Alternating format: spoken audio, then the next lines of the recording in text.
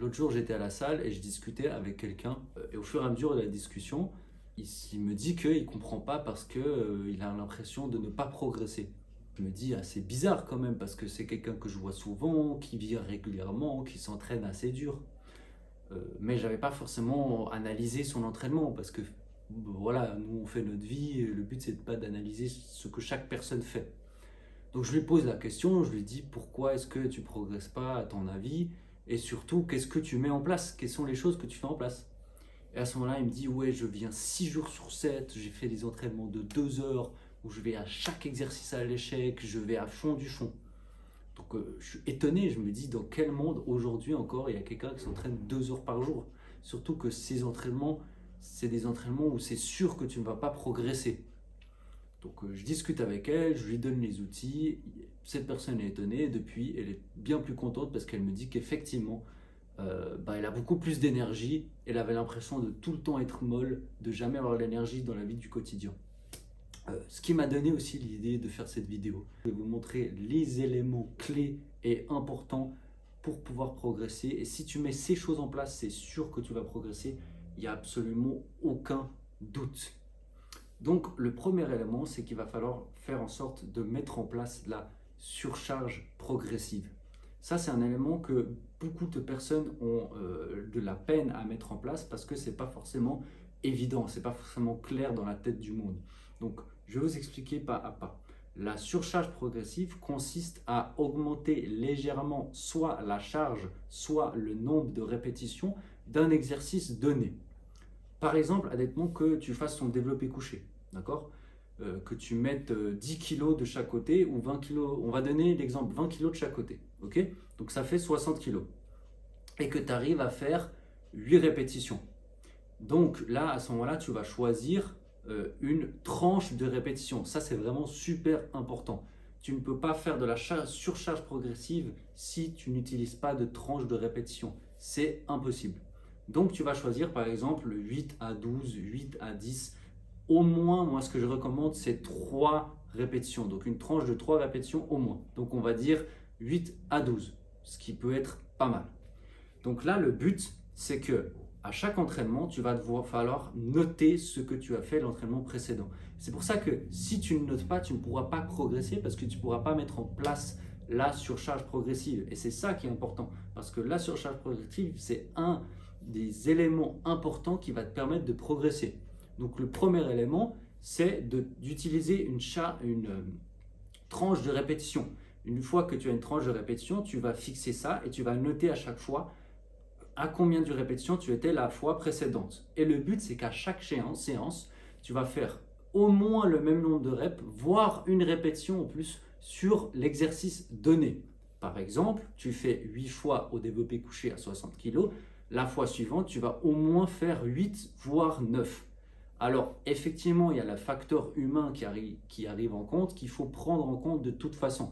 Si toi, tu n'arrives pas parce que tu as été fatigué, tu as passé une journée de merde, ou parce que tu as peut-être mangé au mauvais moment avant, ce qui fait que soit tu as moins d'énergie, soit tout simplement tu es ballonné, du coup tu as moins d'énergie, ou bien tu as passé une mauvaise journée au taf, ou peu importe en fait, il y a des facteurs humains qui qui rentrent en compte tout simplement dans ces éléments.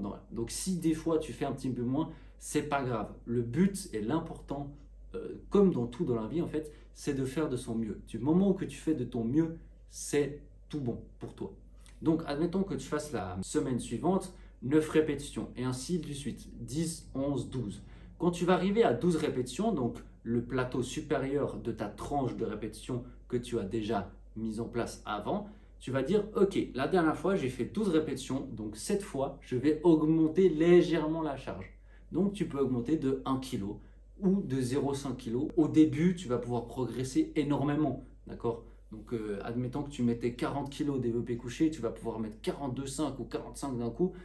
Tu vas faire des gros steps, des gros escaliers en fait. Mais au fur et à mesure que tu vas progresser, tu ne vas pas pouvoir augmenter autant d'un coup.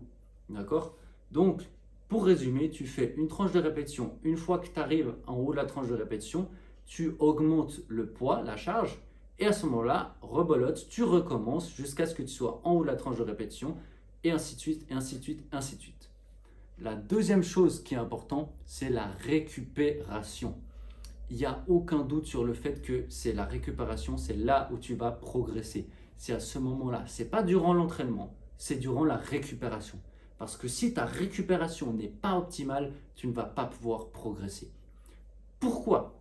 Parce que durant la séance, c'est là que tu vas émettre un espèce de petit traumatisme à ton corps qui va avoir une réponse, qui va vouloir s'adapter à cet effort et vouloir pouvoir résister à ce même effort. Pardonne-moi.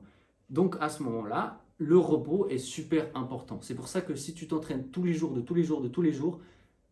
tu vas peut-être moins progresser. Alors, je mesure mes propos parce que tu peux t'entraîner tous les jours et progresser. Mais il faut juste savoir comment s'entraîner. Parce que si tu t'entraînes tous les jours avec des répétitions maximales, avec tous les jours des séries à l'échec, alors là, à ce moment-là, c'est sûr que tu ne vas pas progresser. Si en plus tu ne dors pas bien à côté, tu ne manges pas bien à côté, c'est sûr que là, tu ne vas pas progresser. Par contre, moi, ce que je propose et ma philosophie de vie, c'est que la plupart des personnes, ça leur est égal d'aller tous les jours à la salle. Ça ne les intéresse pas. Il y a plein de personnes qui veulent juste être en bonne forme, être en bonne santé, avoir un physique plus ou moins attractif parce que c'est leur but, mais qui n'ont pas envie de passer tous les jours à la salle, qui n'ont pas envie de passer toute leur vie à la salle, qui ont envie de passer du temps à faire d'autres choses dans leur vie. Donc à ce moment-là, ce que je leur propose, c'est que je dis, tu fais 3 à 4 entraînements par semaine maximum, et à ce moment-là, pendant les temps où tu récupères, c'est là que ça va être important d'avoir une bonne récupération. Et la bonne récupération, ça passe par quoi? Ça passe par le sommeil. Le sommeil est super important. C'est l'élément le plus sous-coté sûrement de la récupération. Pourquoi? Parce que durant le sommeil, il y a plein d'hormones qui vont être sécrétées, qui vont t'aider à la récupération. Et si ton sommeil n'est pas réglé, tu ne vas pas réussir à bien récupérer. C'est pour ça que c'est important d'avoir un sommeil régulier. L'heure de coucher et l'heure de lever doit être au mieux strictement similaire tous les jours. Au pire, tu as une certaine marge de manœuvre de plus ou moins 1 heure. Mais le but, c'est vraiment de pouvoir se dire, ok, moi personnellement, en tant que personne, j'ai besoin de 6 heures ou 7 heures de sommeil. L'idéal, c'est 7 heures. Mais si par exemple, tu as un travail chargé, que tu as énormément de choses à faire et que tu n'as pas le temps, tu peux faire 6 heures de sommeil. Il y en a d'autres qui ont besoin de 8 heures, il y en a d'autres qui ont besoin de 9 heures. Chaque personne voit sur sa personne ce dont elle a besoin. Ça, c'est vraiment important à prendre en compte. Il n'y a pas de règle générale de il faut que tu dormes à ce moment-là, il faut que tu dormes tant de temps. Parce que sinon, si tu te mets des contraintes si grandes à ce moment-là, tu ne vas jamais réussir à tenir le rythme. Le but, c'est de pouvoir tenir le rythme. Donc, heure de coucher, heure de lever, identique tous les jours. Et surtout, il ne faut pas se faire avoir par la grasse matinée. Pourquoi? Parce que tu ne vas pas avoir une meilleure récupération juste parce que tu essaies de reprendre des heures et de regrappiller des heures. En fait, formellement, tu vas peut-être te sentir un peu plus en forme, mais en fait, dans la réalité, des fois, tu ne vas pas te sentir en forme. Tu vas te lever, tu vas avoir la tête dans le cul, tu vas être là, oh, c'est trop dur et tout. Tu vois. Il faut vraiment de garder le rythme et ça, c'est super important. Donc, deuxième élément, c'est la récupération. Troisième élément, c'est lors de ton entraînement d'arriver le plus proche possible de l'échec. Je m'explique. S'entraîner systématiquement à l'échec, ça va causer un stress à ton système nerveux, à ton système musculaire qui est bien trop élevé.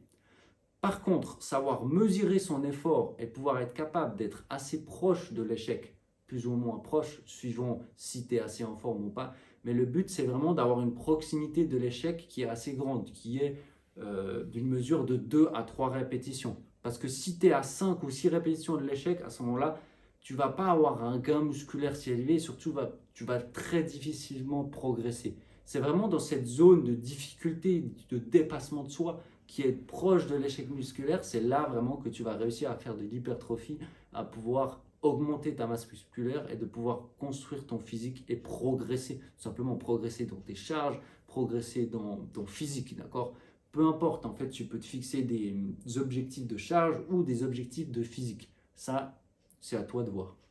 Ça, c'est le troisième point. C'est vraiment d'avoir cette proximité à l'échec. Et ça, c'est vraiment difficile parce qu'il faut se connaître. Donc au début, tu auras l'impression d'être à l'échec, mais tu dis non, c'est trop dur, je ne suis pas à l'échec. Je pense que ce qui est important, c'est de faire une semaine d'entraînement où chaque entraînement, tu fais chaque exercice à l'échec pour que tu puisses voir. À l'échec, ça veut dire quoi? Ça veut dire que tu ne peux pas faire une répétition de plus.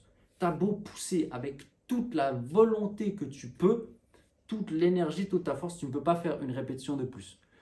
Donc, soit si tu fais des exercices à poids libre, ce que je ne te conseille pas trop de faire si tu veux faire jusqu'à l'échec, tu trouves quelqu'un qui te part, donc qui est là pour t'assurer.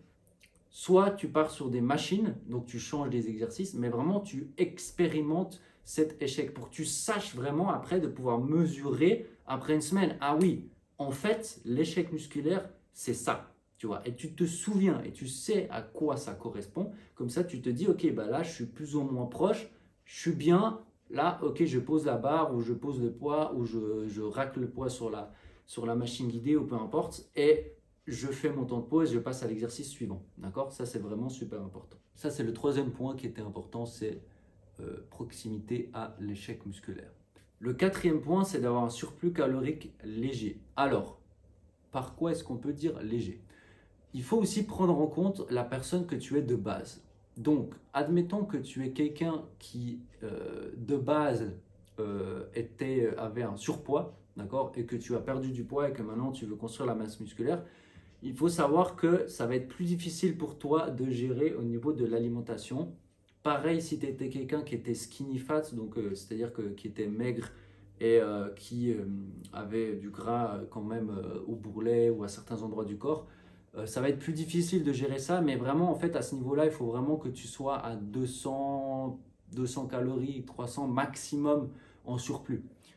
Comment savoir notre besoin calorique? Alors, il y a plein de mesures possibles pour savoir notre besoin calorique. Moi-même, j'ai un tableau, c'est des mesures qu'il faut prendre sur notre corps et ça va permettre de savoir notre besoin calorique. Il y a aussi plein de choses sur Internet que tu peux chercher qui sont plus ou moins précis. Là, vraiment, il faut que tu vois où est-ce qu'il faut aller chercher. D'accord? Où sont tes sources pour avoir quelque chose de fiable. Mais à ce moment-là, pareil, pendant une semaine, tu vas mesurer ton apport calorique, chaque chose que tu manges. Il n'y a pas de triche. Tu manges une cacahuète par là, un petit biscuit par là, un petit truc par là.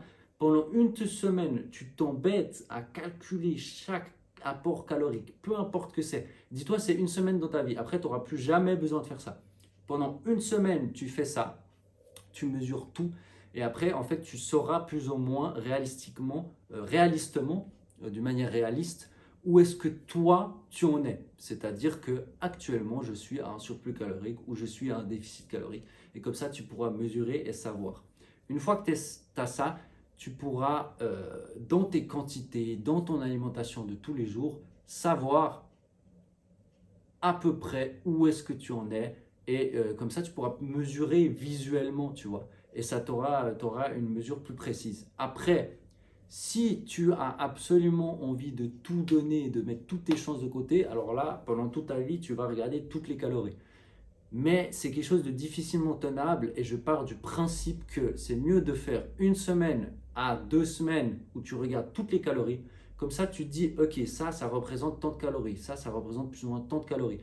Comme ça, tu vois, tu sais visuellement combien ça peut représenter, qu'est-ce que ça peut être, tu vois. Et si jamais tu intègres des nouveaux aliments que tu n'utilisais pas avant, tu vas essayer de regarder à peu près combien de calories c'est. Comme ça, sur une journée, tu sais que tu seras assez précis à ce moment-là. Et je t'assure qu'il y a plein de gens qui vont me dire non, mais c'est pas précis, c'est pas du tout possible de faire comme ça visuellement, il faut vraiment être précis.